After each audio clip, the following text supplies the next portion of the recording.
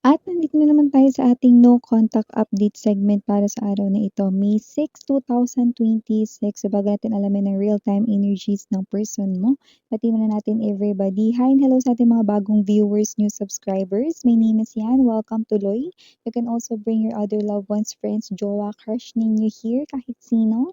And yun nga sa ating mga returning istambayers and puyaters, thank you sa inyong walang sawang love and support.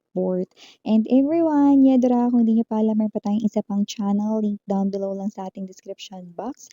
Mangyaring i-click lang yan para makatawid kayo there. Araw-araw nag-upload din tayo ng collective readings for all signs doon. Okay, kung interesado for more collective readings, doon nyo rin yun matatagpuan. At yun nga, no, reminders yun tayo, wala tayong gender dito, babae, lalaki, LGBT, lahat tayo welcome. And of course, piliin lang yung mga mensahe na nag-resonate para sa'yo. Pwede mo ring i-pause ang video na 'to for a while para isipin ng person on your mind 'no, or sa thoughts mo dito. Tapos i-resume back mo na lang 'no, kapagka tapos ka na 'no. Kasi yun ay isang way of setting your intentions. Mga gusto lang dito makichika, makibalita, tara dito mga babes 'no, at ating alamin ang real-time energies ng person sa iyong energy. So, maraming salamat Archangel Michael, Guardian Angels of Collective. Can we get messages about this person here, real-time energies? Is this person here still has remaining feelings for Collective? Is this person here still iniisip sa Collective? Or is this person here ay may gagawin ba ritong plano hakbang related kay Collective? Can you please show me?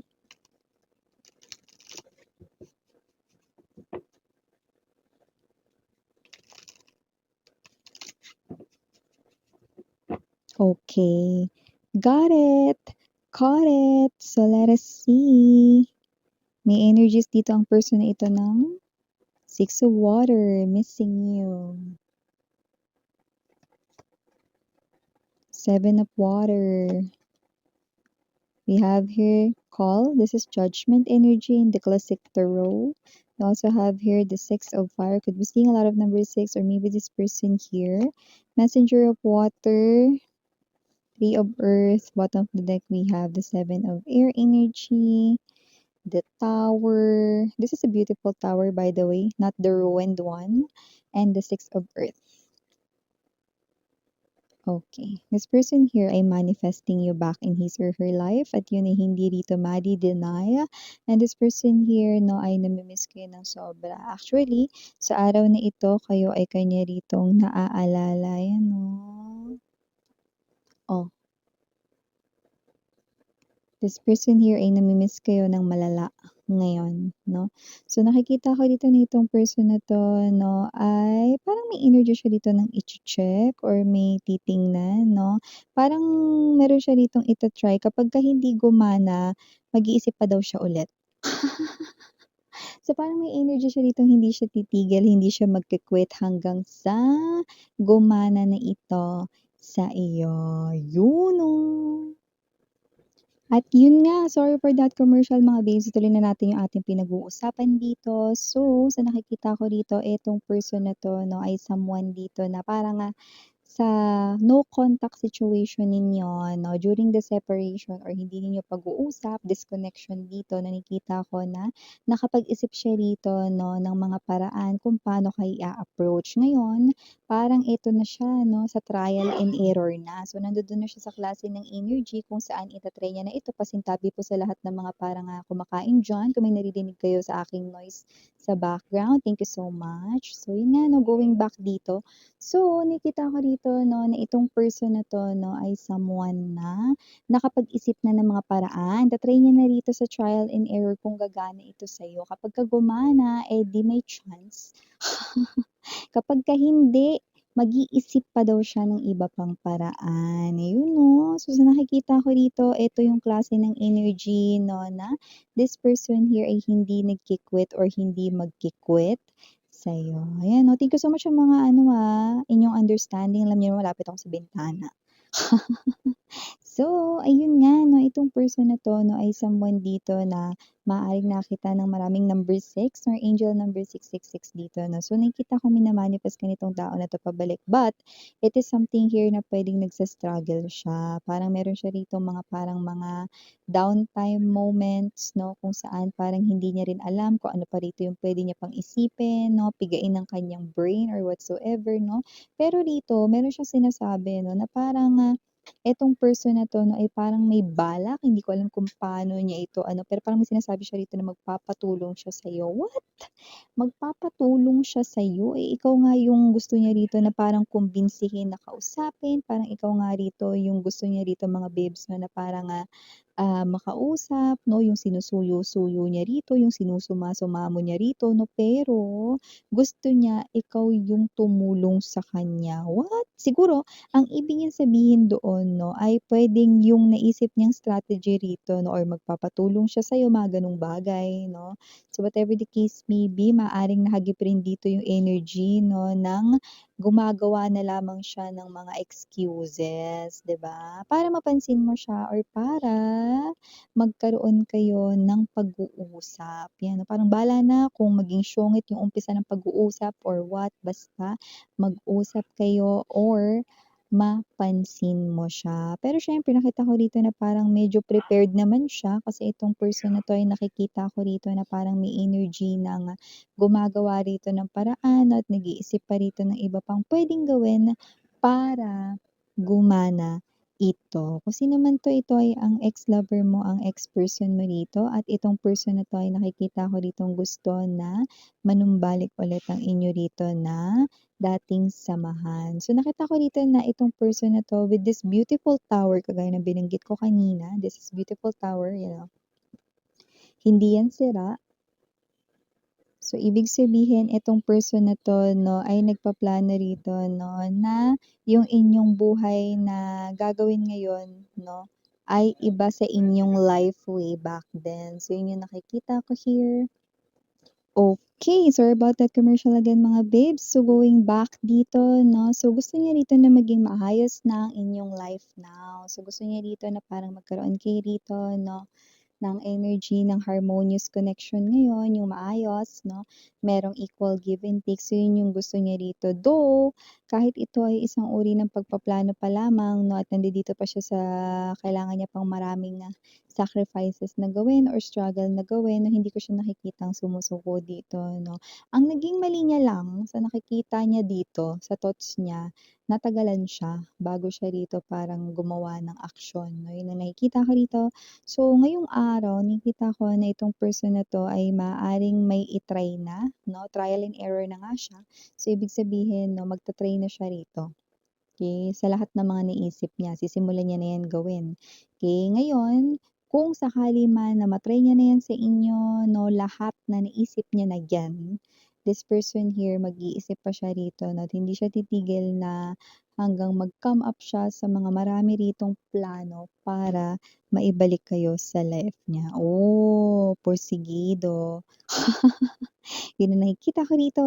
And this person here na with the Three of Earth, maganda kasi ang nakikita ko ditong pundasyon na gusto niya ritong buuhin or i-build sa inyong dalawa ay ang inyo ritong koneksyon, no? Patitibayin, legacy, solid foundation, hindi nahahayaan dito makialam ang iba, yan, no? Kasi dito parang may nakita ko rito, ewan ko, may mga kausap siya dito sa chat, no? Halo-halo na yun. Puwedeng, yun yung mga kaibigan, mga katrabaho, mga sawsawero-sawsawera, tsismoso-tsismosa. Puwede rin naman mga babes 'no, na iyan naman ang klase ng energy na puwedeng may mga iba-iba rin siyang mga nakausap, iba-ibang mga, babae or lalaki, yun. Ang dami rin pala ditong parang na-involve sa inyong relationship way back then. So, hindi niya na hahayaan 'no, na makialam pa yung kung sino-sino dito sa tower or sa bago ritong mundong inyong bubuuhin 'no. Wala na raw ritong magiging halo or bahid ng kasinungalingan, puro na lang rito pagmamahalan at pag-uunawaan, yun oh. Ganda sana nung mundo na yun kung ginawa niya dati 'no. So with the Six of Earth energy, I do see na nagiging seryoso naman siya rito na yan ay kanya rito nga tutupadin, no, promise, yun, no, this person here ay nangangako, promise daw, no, na ito ay kanyang gagawin, yan, no. So nakikita ko dito na itong person na 'to, hindi lang ito basta promise lang, kasi nakikita ko na itong person na 'to ay talagang ito ay kanyang tutupadin. Yun. Kumbaga parang, ipapangako pero gagawin, okey? Kasi 'di ba yung iba ipapangako tapos hindi gagawin, na mapapako lang yung promises 'no, pero siya, papangako, tutupadin, yun. Kasi parang ang hirap pala ng feeling 'no, parang feeling niya araw-araw siyang nanonood 'no ng, mabigat na drama. Naalala ko tuloy 'no, nung bata pa ako ano, yung mga cartoon sila Princess Sarah, Sedi ang Munting Prinsipe, ang bigat-bigat sa loob. Pero sinusubaybayan namin ng mga kaklase ko ta's mga kaibigan ko, mga kapitbahay namin, okey. Kasi ang ganda nakakapulot kami ng aral dun, 'di ba? So, taray sinasabi mo may mabait kang tao, 'di ba halata? So going back right in here, so ibig sabihin ayaw niya yung feeling na ang bigat-bigat sa dibdib lagi, na parang feeling niya lagi siyang nanonood ng mga drama-rama sa hapon 'no, ng sarili niyang buhay, ayaw niya ng gano'n. Gusto niya naman yung happy naman. Gusto niya naman ditong sumaya 'no, gusto niya naman dito yung tumawa, sumigla, eh, yung nakikita ko dito 'no. Pero yun nga, ang source ng happiness ay ikaw.